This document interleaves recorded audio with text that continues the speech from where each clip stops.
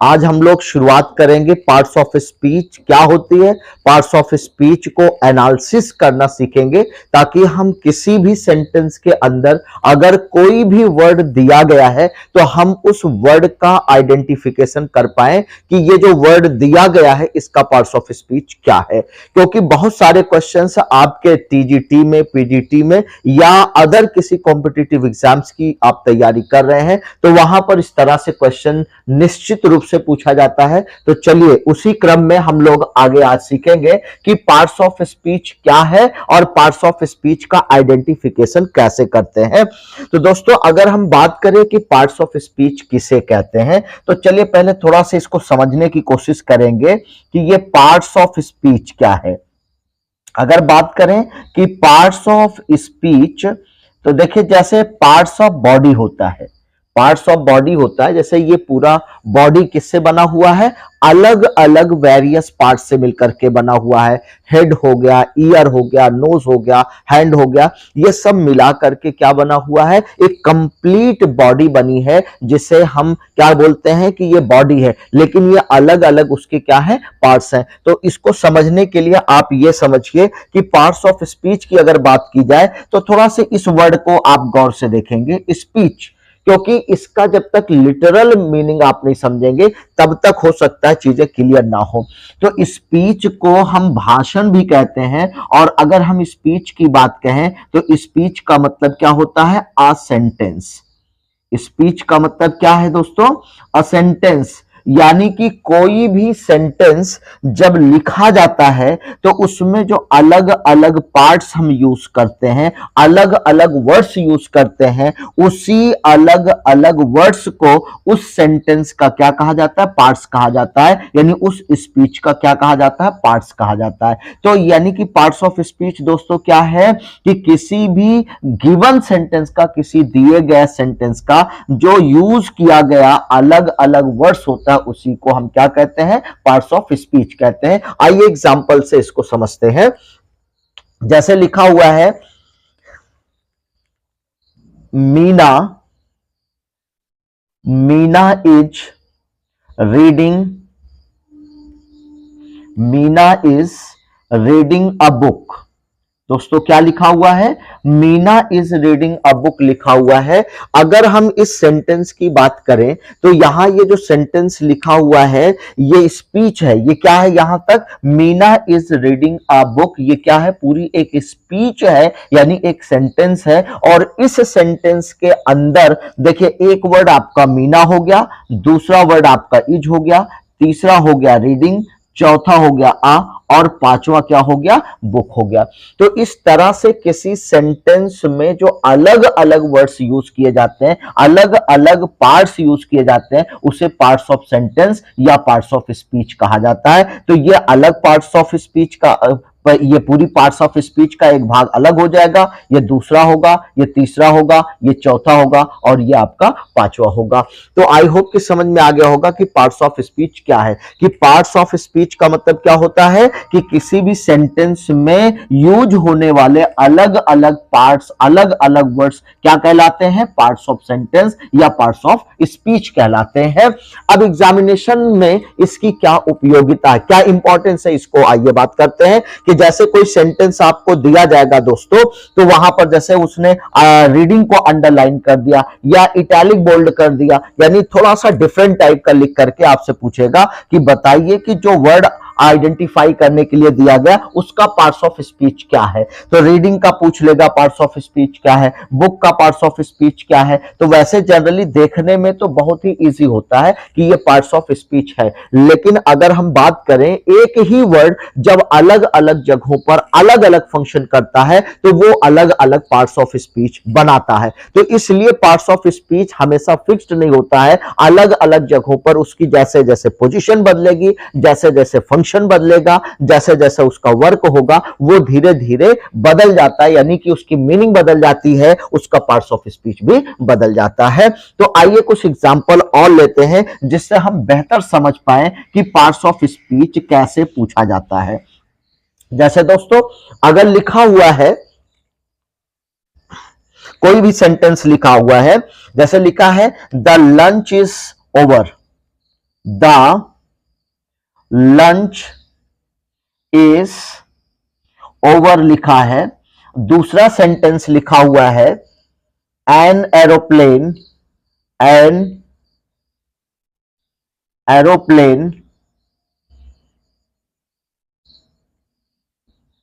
Aeroplane is flying, an aeroplane is flying over the house, an aeroplane is flying over the house. अब दोस्तों यहां पर आपको यह समझना है कि देखिए यहां पर ये एक सेंटेंस, पहला सेंटेंस आपका क्या है, द लंच इज ओवर, यहां पर भी ओवर का यूज किया गया है। दूसरा sentence an aeroplane is flying over the house, यहां पर भी ओवर का यूज किया गया है। यानी कि दो सेंटेंस है, दोनों में ओवर वर्ड यूज किया गया है। अगर आपसे पार्ट्स ऑफ स्पीच पूछा जाए कि क्या दोनों जो ओवर वर्ड है क्या दोनों का सेम पार्ट्स ऑफ स्पीच होगा, तो इसका आंसर होगा नो। क्यों होगा, क्योंकि देखिए यहां पर द लंच इज रेडी बताया जा रहा है, द लंच इज ओवर बताया जा रहा है। तो लंच क्या है दोस्तों, यानी कि ये सबसे पहले आप देखेंगे वर्ब लिखी है और इस वर्ब का ये सब्जेक्ट है। ये क्या है, इस वर्ब का ये सब्जेक्ट है और साथ साथ यहां पर आर्टिकल का यूज किया गया।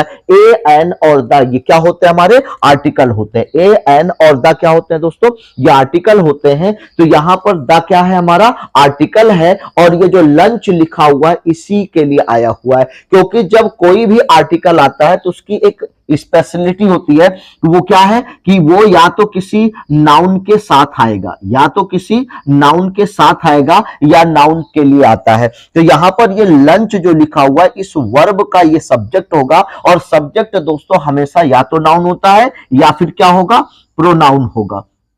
इस बात को हमेशा याद रखिए, किसी भी सेंटेंस में जो वर्ब का सब्जेक्ट होगा वो क्या होगा, या तो नाउन होगा या प्रोनाउन होगा।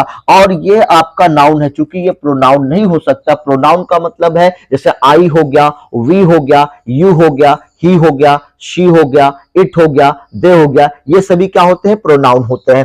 तो ये प्रोनाउन आपका है नहीं, तो ये क्या हो जाएगा, नाउन हो जाएगा। अब यहां पर ये जो आर्टिकल आया हुआ है द, ये किसके लिए आया हुआ है, इसी के लिए आया हुआ है। तो ये आपका आर्टिकल हो गया, ये आपका नाउन हो गया। और ये लंच जो है इसके बारे में कहा जा रहा है कि जो लंच है वो क्या हो गया, ओवर हो गया, खत्म हो गया, समाप्त हो गया। तो यानी कि इसी नाउन के बारे में बताया जा रहा है। तो जब किसी नाउन के बारे में या किसी प्रोनाउन के बारे में क्या किया जाता है, मॉडिफाई किया जाता है। कोई चीज बताई जाती है, कोई एक्स्ट्रा इंफॉर्मेशन दी जाती है, कोई एक्स्ट्रा नॉलेज दी जाती है, एक्स्ट्रा जानकारी दी जाती है, तो वो एक्स्ट्रा जानकारी देने वाला वर्ड ही क्या कहलाता है, एडजेक्टिव कहलाता है। तो लंच क्या हो गया, ओवर हो गया। लंच के बारे में क्या बताया जा रहा है, ओवर बताया जा रहा है। तो ये आपका दोस्तों क्या हो जाएगा, एडजेक्टिव हो जाएगा। ये क्या होगा आपका यहां पर, नाउन हो जाएगा। तो लेकिन दूसरे सेंटेंस में अगर हम ओवर की बात करें तो एन एरोप्लेन इज फ्लाइंग, दोस्तों यहां पर ये इज क्या है, ये वर्ब है।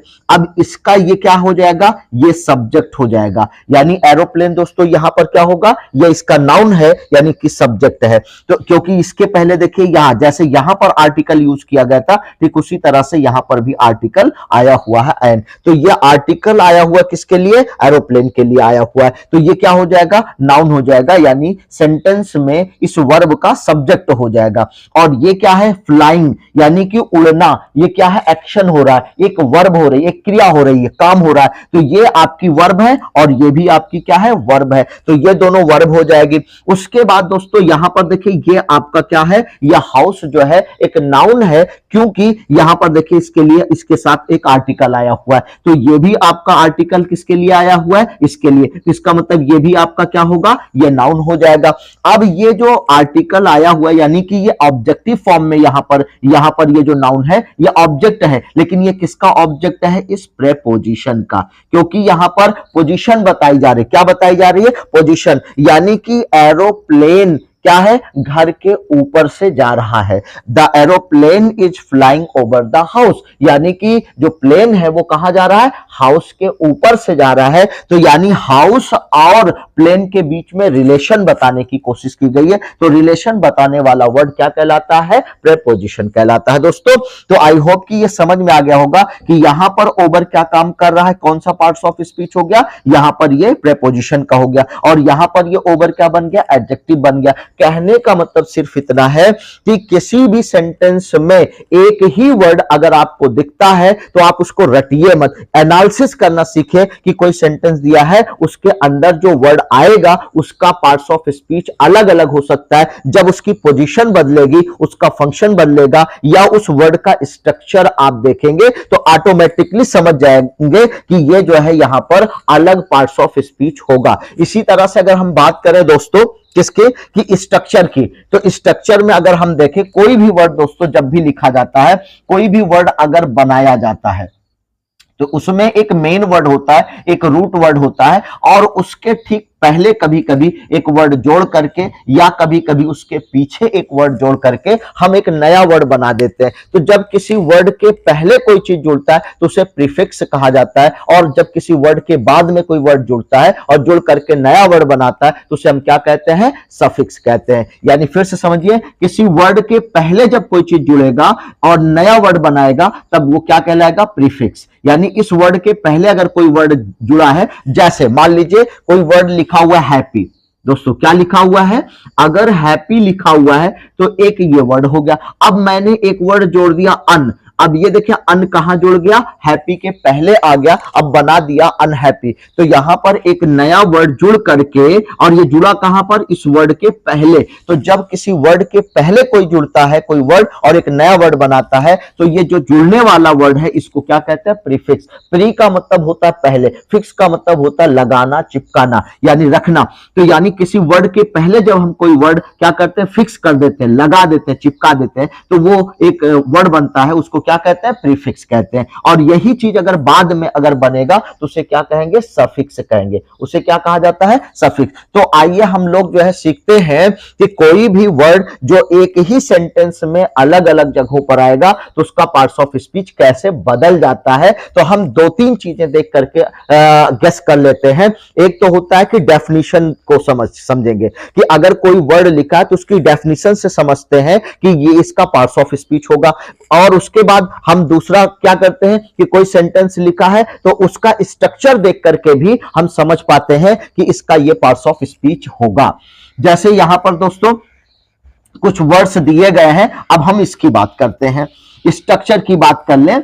जैसे अगर कोई वर्ड लिखा हुआ है और उस वर्ड के एंड में आपको अगर ये वर्ड दिखाई पड़ता है, ये वर्ड दिखाई पड़ेगा तो क्या हो जाएगा, वो नाउन बनाएगा। जैसे अगर कोई भी वर्ड लिखा हुआ है तो इस सेंटेंस में यानी उस वर्ड को आप देखेंगे कि उसके एंड में, अंत में अगर मेंट लगा हुआ है तो उसे हम क्या कहेंगे, नाउन कहेंगे। जैसे मेंट से क्या बनेगा, अरेंजमेंट हो गया, मैनेजमेंट हो गया, एग्रीमेंट हो गया, ठीक है। तो इसी तरह से आप बहुत सारे वर्ड्स देखें कि इसका स्ट्रक्चर देख करके समझ जाएंगे कि ये क्या है, नाउन है, एक नेमिंग वर्ड है। नाउन का मतलब नेमिंग वर्ड, किसी भी चीज का जो नाम होता है उसे हम क्या कहते हैं, नेमिंग वर्ड कहते हैं, नाउन कहते हैं। तो लेकिन कुछ ऐसे वर्ड्स होते हैं जिनको देख करके आप डेफिनेशन से नहीं पता कर पाएंगे कि ये एक्चुअल में नेमिंग वर्ड है, क्योंकि वो लगेगा नहीं नेमिंग वर्ड। तो वहां पर हम उस वर्ड का क्या देखेंगे, स्ट्रक्चर देखेंगे, उसकी बनावट को देखेंगे, तब समझ पाएंगे कि ये नाउन ही है। जैसे अगर कोई वर्ड आपको दिखे और उसके अंत में क्या लगा होगा, मेंट लगा होगा। तो जैसे अरेंजमेंट लिखा हुआ है, क्या लिखा हुआ है, अरेंजमेंट लिखा हुआ है, तो इसके एंड में देखिए क्या लगा है, मेंट लगा है। यानी कि ये सारे वर्ड्स क्या है, सफिक्स है। ये सारे वर्ड्स क्या है, सफिक्स हैं। और कहां जुड़ते हैं, किसी सेंटेंस के किसी वर्ड के एंड में जुड़ते हैं, किसी वर्ड के अंत में जुड़ते हैं। तो जैसे अरेंजमेंट हो गया, मैनेजमेंट हो गया। इसी तरह से अगर आप देखें तो जिसके अंत में TION लगा होगा या फिर ION लगा होगा, वो भी क्या बनाएगा, नाउन बनाएगा। जैसे एग्जामिनेशन में आप देखिए क्या लगा हुआ है, TION लगा हुआ है। इरिटेशन में क्या लगा हुआ है, TION लगा हुआ है। तो ये क्या बना रहा है, नाउन। यानी कहीं कहीं भी वर्ड अगर आपको अरेंजमेंट दिखता है, मैनेजमेंट दिखता है, तो वो उसका पार्ट्स ऑफ स्पीच क्या होगा, वो नाउन होगा। TION या ION जिसे शन पढ़ा जाता है, अगर लिखा हुआ दिखे तो वो भी क्या होगा, आपका नाउन होगा। इसी तरह से अगर आप देखें ST लगा होगा, क्या लगा होगा, किसी वर्ड के एंड में यानी अंत में सफिक्स क्या क्या क्या लगा होगा, ST लगा होगा, तो वो भी नाउन बनाता है। जैसे रियलिस्ट लिखा हुआ है, ST लगा हुआ है, सोशलिस्ट लिखा हुआ है, तो इसके एंड में क्या लगा हुआ है, ST लगा हुआ है, तो ये सारे वर्ड्स क्या बना रहे हैं, नाउन बना रहे हैं। यानी इसी तरह से स्ट्रक्चर आप देखेंगे जिसके एंड में क्या लगा होगा, नेस लगा होगा, जैसे फेयरनेस हो गया, मीनिंगफुलनेस हो गया, ठीक है। ऐसे कोई भी वर्ड्स आपको दिखते हैं जिसके एंड में क्या लगा होगा, नेस लगा होगा, वो पार्ट्स ऑफ स्पीच में क्या बनेगा, नाउन बनेगा।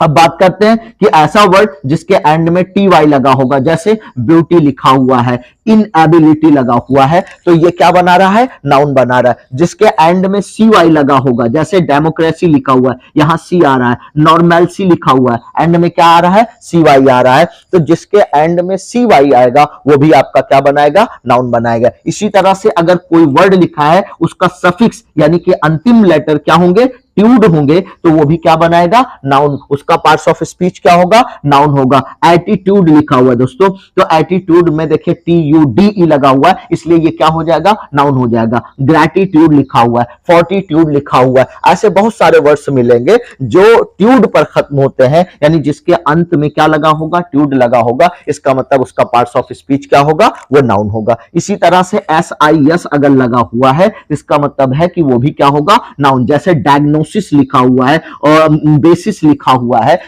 ठीक है, ऐसे बहुत सारे वर्ड्स मिल जाएंगे। ISM लिखा हुआ है, जैसे सोशलिज्म है, रियलिज्म है, अगर आप इसको देखें तो ये भी क्या बना रहा है, नाउन। तो ऐसे वर्ड दोस्तों जिनके अंत में क्या लगा होगा, मेंट लगा होगा, TION या ION लगा होगा, जिसे शन पढ़ते हैं, ST लगा होगा, नेस लगा होगा, अंत में TY होगा, अंत में CY होगा, अंत में ट्यूड होगा, या अंत में SIS होगा, ISM होगा, या ARY जैसे डेमो डिक्शनरी हो गया, सॉरी डिक्शनरी हो गया, मेमोरी हो गया, तो ARY अगर कहीं पर है या RY कहीं पर है तो दोस्तों वो क्या बनाएगा, आपका नाउन बनाएगा। इसी तरह से ER होगा या EER होगा या OR होगा, जैसे टीचर लिखा हुआ है, मेंटर लिखा हुआ है, OR आ रहा है, ER आ रहा है, तो ये पार्ट्स ऑफ स्पीच क्या बना रहा है, नाउन बना रहा है। इसी तरह से कोई वर्ड लिखा है जिसके एंड में एज लगा होगा, जैसे कवरेज लिखा है, एडवांटेज लिखा हुआ है, इनके अंत में क्या आ रहा है, एज। तो इसी तरह से आप देख पा रहे होंगे कि जितने वर्ड्स हैं इनका स्ट्रक्चर देख करके, एक तो डेफिनेशन देख करके हम पता करते हैं कि इसका पार्ट्स ऑफ स्पीच ये होगा, ये नाउन हो सकता है, प्रोनाउन हो सकता है, एडजेक्टिव हो सकता है, एडवर्ब हो सकता है, प्रीपोजिशन हो सकता है, ठीक है। इसी तरह से क्योंकि हमारे 8 पार्ट्स ऑफ स्पीच होते हैं, उनमें से कोई भी पार्ट्स ऑफ स्पीच आपसे पूछा जा सकता है। कोई भी सेंटेंस दे दिया जाएगा और पूछेगा, एक वर्ड पूछेगा, उसमें से बताइए इसका पार्ट्स ऑफ स्पीच क्या है। तो हमें यह नहीं समझना है कि कोई एक वर्ड एक ही जगह पर रहेगा तो हमेशा उसका एक ही पार्ट्स ऑफ स्पीच होगा, क्योंकि जैसे जैसे उसकी पोजीशन बदलेगी, उसका स्थान बदलेगा, उसका स्ट्रक्चर बदलेगा, वैसे वैसे उसका फंक्शन बदलेगा, वैसे वैसे उसका पार्ट्स ऑफ स्पीच भी दोस्तों क्या होगा, चेंज होता ही रहेगा। ऐसे हम बात करते हैं, आइए एडजेक्टिव की बात कर लें। अब एडजेक्टिव क्या है कि जिसके एंड में जैसे फुल लगा होगा वो भी क्या होगा, जैसे ब्यूटीफुल हो गया, शेमफुल हो गया, यहां देखिए फुल लगा हुआ है तो ये क्या है, आपका एडजेक्टिव हो जाएगा। वैसे अगर हम एडजेक्टिव की बात करें तो एडजेक्टिव क्या होता है, एक ऐसा वर्ड होता है जो नाउन या किसी प्रोनाउन को मॉडिफाई करता है, यानी किसी नाउन या किसी प्रोनाउन के बारे में एक्स्ट्रा इंफॉर्मेशन देता है, अतिरिक्त जानकारियां प्रोवाइड करवाता है, हमें देता है, उसको हम क्या कहते हैं, एडजेक्टिव कहते हैं। तो जैसे कुछ ऐसे वर्ड होते हैं कि जिनको हम स्ट्रक्चर के बेसिस पर जान पाएंगे, अगर उनका वो वर्ड लिखा हुआ है तो उनका अंतिम वर्ड देखेंगे जिसमें फुल लगा होगा, या तो वो क्या होगा, आपका एडजेक्टिव होगा। इसी तरह से ABLE या IBLE अगर कहीं दिखे तो वो भी क्या होगा, एडजेक्टिव होगा। जैसे अनेबल लिखा हुआ है तो एबल लिखा हुआ है, ABLE लिखा हुआ है, कैपेबल लिखा हुआ है तो ABLE लिखा हुआ है। तो जहां भी सफिक्स क्या लगा होगा, देखिए आपको बताया गया प्रीफिक्स और सफिक्स। प्रीफिक्स पहले वाले वर्ड को कहते हैं, वर्ड के पहले जो जुड़ता है और वर्ड के बाद जो जुड़ता है उसे क्या कहते हैं, सफिक्स कहते हैं। पहले वाले को प्रीफिक्स और बाद वाले को सफिक्स कहते हैं। अब देखिए जैसे OUS लगा हुआ है, जैसे एडवांटेजियस में OUS लगा हुआ है, सगेशियस में OUS लगा हुआ है।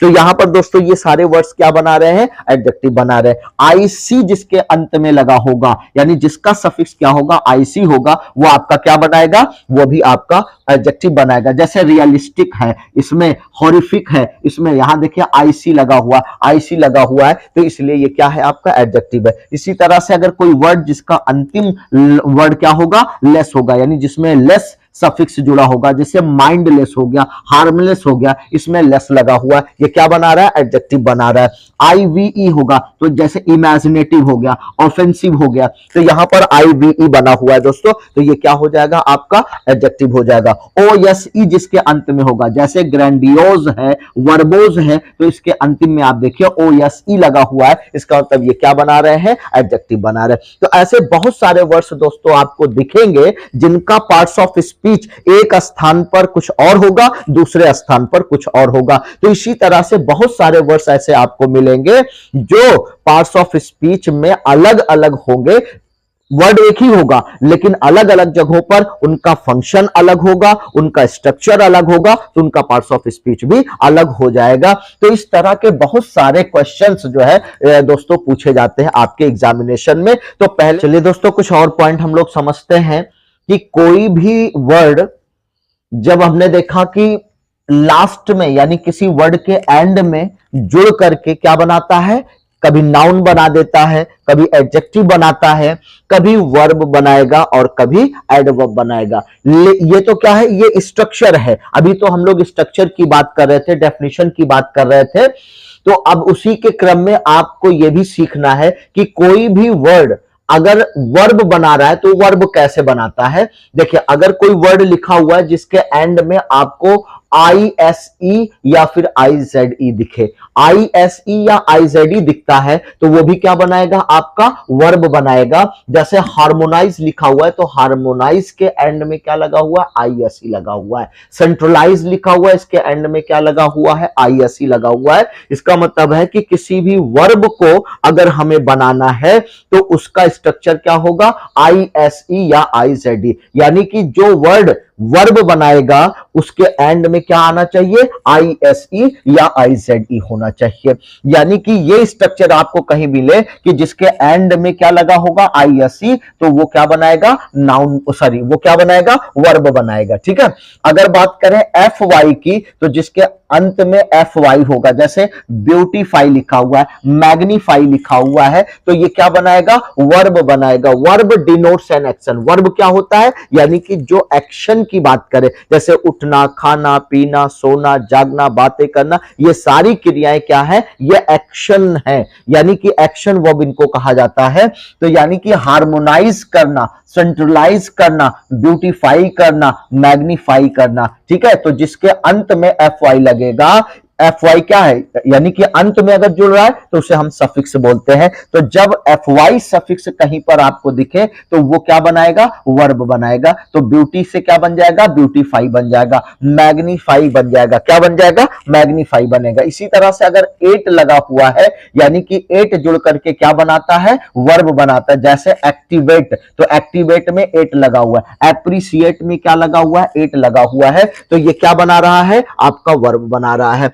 लेकिन हमेशा ही सफिक्स नहीं होता है, यानी कि हमेशा अंत में ही वर्ड जुड़ करके नहीं बनते। कुछ ऐसे भी वर्ब होंगे या कुछ ऐसे भी वर्ड होते हैं जिनके पहले भी वर्ड जोड़े जाते हैं, यानी कि प्रीफिक्स लगा करके भी वर्ड बनाए जाते हैं। जैसे वर्ब आप देखें, जैसे एबल लिखा है तो इनएबल हो जाएगा, एनेबल हो जाएगा। तो एनेबल में जो EN लगा हुआ है ये कहां जुड़ा हुआ है, ये पहले जुड़ा हुआ है। तो एनेबल यानी कि एबल के साथ N जुड़ करके, प्रीफिक्स N जुड़ करके क्या बना रहा है, वर्ब बना रहा है। जैसे काउंटर है, इसके पहले क्या लगा हुआ, N लगा हुआ, तो N क्या हो जाएगा, प्रीफिक्स हो जाएगा। तो N प्रीफिक्स जुड़ करके क्या बना रहा है, एनकाउंटर बना रहा है। और जब N जुड़ता है या फिर M जुड़ता है तो वो क्या बनाता है, वर्ब बनाता है। इस चीज को आप देखिएगा कि कोई भी ऐसा वर्ड जिसका स्ट्रक्चर आपको दिखे, क्या दिखे, कि अगर वर्ड के पहले N लगा है या फिर M लगा हुआ है तो वो क्या बना रहा है, वो क्या बनाएगा, कौन सा पार्ट्स ऑफ स्पीच बनाएगा, वो वर्ब बनाएगा। जैसे पावर के साथ एम जोड़ दिया गया तो क्या बन गया, एम्पावर हो गया। ठीक है, अब अगर एम्पावरमेंट जोड़ गया, क्या बन गया, एम्पावरमेंट। तो दोस्तों एम्पावरमेंट अगर है तो जिसके अंत में मेंट लग जाता है तो वो क्या बन जाएगा, नाउन बन जाएगा। लेकिन अगर केवल पावर लिखा है या फिर एम्पावर लिखा हुआ है तो ये क्या बना रहा है, वर्ब बना रहा है। तो यानी कि कोई वर्ड ऐसा आपको दिखे जिसका प्रीफिक्स एम हो या फिर एन हो तो वो क्या बनाएगा, वर्ब बनाएगा। ठीक है, तो अब तक हमने क्या सीखा कि नाउन सीखा कि कुछ ऐसे वर्ड होते हैं जिनके अंत में ये सारे वर्ड्स आपको दिखेंगे तो उनका स्ट्रक्चर क्या बना देगा, क्या बनाएगा, वो नाउन बनाएगा। यानी कि इस तरह से कोई भी सेंटेंस लिखा हो उसमें भी कहीं पर भी ये वर्ड्स आपको दिखे, यानी कि ये वाले वर्ड्स आपको दिखे तो वो क्या होगा, नाउन होगा। इसी तरह से अगर ये दिखते हैं तो ये क्या बना रहा है, ये वर्ब बना रहा है। इसी तरह से हम बात करते हैं एडवर्ब, तो जनरली एडवर्ब का काम क्या होता है, ये किसी एडजेक्टिव को या किसी वर्ब को या अपने आप को क्या करता है, मॉडिफाई करता है। यानी अपने बारे में भी ये क्या करता है, एक्स्ट्रा इंफॉर्मेशन हमें प्रोवाइड करवाता है। यानी एडवर्ब का काम होता है एडजेक्टिव के बारे में जानकारी देना, वर्ब के बारे में या खुद अपने बारे में एक्स्ट्रा जानकारी हमें देना, वो क्या कहलाता है, एडवर्ब होता है। तो हमने सीखा कि नाउन क्या है, एक नेमिंग वर्ड होता है जो किसी व्यक्ति, वस्तु, स्थान का नाम बताता है। इसी तरह से नाम को हटाकर यानी नेमिंग वर्ड को हटा करके जो वर्ड यूज करेंगे वो क्या कहलाएगा, प्रोनाउन कहलाएगा। अब नाउन और प्रोनाउन की जो विशेषता बताएगा उसको मॉडिफाई करेगा, वो क्या कहलाएगा, एडजेक्टिव। लेकिन अगर कोई एडजेक्टिव की विशेषता बता रहा है, तो कोई वर्ब की विशेषता बता रहा है या किसी एडवर्ब को हम देखेंगे कि अगर वो दूसरे एडवर्ब की भी विशेषता बता रहा है, उसके बारे में एक्स्ट्रा नॉलेज दे रहा है तो वो क्या कहलाएगा, आपका एडवर्ब कहलाएगा। तो जनरली एडवर्ब जो होता है वो कैसे बनता है, एडजेक्टिव के साथ एल वाई लगा करके, एडजेक्टिव के साथ एल वाई लगा करके क्या बनाएगा, एडवर्ब बनाएगा। जैसे साइलेंट से क्या बन जाएगा, साइलेंटली बन गया। ऑनेस्ट से क्या बन गया, ऑनेस्टली बन गया। माइल्ड से क्या बन गया, माइल्डली बन गया। तो दोस्तों आप देख पा रहे होंगे यहां पर एल वाई लगा करके क्या बनाया जा रहा है, एडवर्ब बनाया जा रहा है। क्या बनाया जा रहा है, एडवर्ब बनाया। तो इस तरह से हमने ये सीखा कि कुछ ऐसे वर्ड होते हैं जो किसी वर्ड के या तो पहले जुड़कर या तो बाद में जुड़ करके एक नया स्ट्रक्चर बनाते हैं। लेकिन जब वो नया स्ट्रक्चर बनाएंगे तो वो नाउन हो सकता है, वो आपका एडजेक्टिव हो सकता है, वो आपका वर्ब हो सकता है, वो आपका एडवर्ब हो सकता है। इसी तरह से फंक्शन को देख करके हम चेक करेंगे कि जो वर्ड दिया गया है उसका फंक्शन क्या आ रहा है, उसका वो कौन सा फंक्शन कर रहा है, कौन सा काम कर रहा है, या फिर उसकी पोजीशन कहां पर है, उसके हिसाब से वो कौन सा फंक्शन कर रहा है। तो वहां पर उसका पार्ट्स ऑफ स्पीच अलग अलग हो सकता है। तो इसलिए इस तरह के जो क्वेश्चंस होते हैं एग्जामिनेशन में पूछे जाते हैं। तो ये कुछ मोटी मोटी बातें थी जो हम लोगों ने आज सीखा कि अगर कोई वर्ड दिया गया हो और उसका पार्ट्स ऑफ स्पीच पूछा जा रहा हो तो सेंटेंस को पहले हम चेक करेंगे, पढ़ेंगे, उसकी डेफिनेशन के अकॉर्डिंग चेक करेंगे या उसके फंक्शन के अकॉर्डिंग चेक करेंगे, या कोई वर्ड लिखा है तो उसका स्ट्रक्चर देख करके यानी उस वर्ड के पहले का वर्ड चेक कर या बाद में लिखे हुए वर्ड को चेक करके हम ये पता करेंगे कि दिए गए वर्ड्स का पार्ट्स ऑफ स्पीच क्या होता है। तो दोस्तों ये कुछ इंपॉर्टेंट बातें थी जो आज हम लोगों ने डिस्कस किया। इसके आगे के वीडियो में एक्सरसाइज लेकर के आएंगे ताकि आप ये समझ पाए कि सेंटेंस अगर दिया हो तो उसमें हम कैसे रियलाइज कर पाएंगे, कैसे एनालिसिस कर पाएंगे, कैसे जान पाएंगे कि ये जो सेंटेंस है इसके अंदर इस वर्ड का ये पार्ट्स ऑफ स्पीच क्या हो सकता है। तो आज के लिए बस यहीं तक। हम लोग जो है चूंकि वीडियो लंबा हो जाएगा और जो स्टूडेंट नए होंगे प्लीज क्या करें, जल्दी जल्दी सब्सक्राइब करें, चैनल को लाइक करें, शेयर करें ताकि एग्जाम आपका जल्द से जल्द होने वाला है। ऐसी सूचनाएं मिल रही हैं कि दिसंबर और जनवरी के बीच में टीजीटी पीजीटी की जो परीक्षा का आयोजन किया जा रहा है वहां पर इस तरह के ग्रामर के क्वेश्चन पूछे जाएंगे। तो ग्रामर वाला पोर्शन भी आपका कवर करवाया जा रहा है। पार्ट्स ऑफ स्पीच क्या है उससे रिलेटेड, फिगर ऑफ स्पीच क्या उससे रिलेटेड, लिटरेरी टर्म्स है उस पर भी क्वेश्चन मिलेगा, राइटर्स को लेकर के भी क्वेश्चंस आपको मिलते रहेंगे। लेकिन आप अपनी तैयारी जब तक खुद से नहीं करेंगे कोई आपकी तैयारी नहीं करवाने आएगा। तो सिंसियरिटी आपके अंदर आनी चाहिए, आप मन से, मेहनत से, लगन से जुट जाइए क्योंकि किसी भी कामयाबी का कोई शॉर्टकट नहीं होता है। तो चलिए आज का वीडियो यहीं पर समाप्त करते हैं। Thank you so much.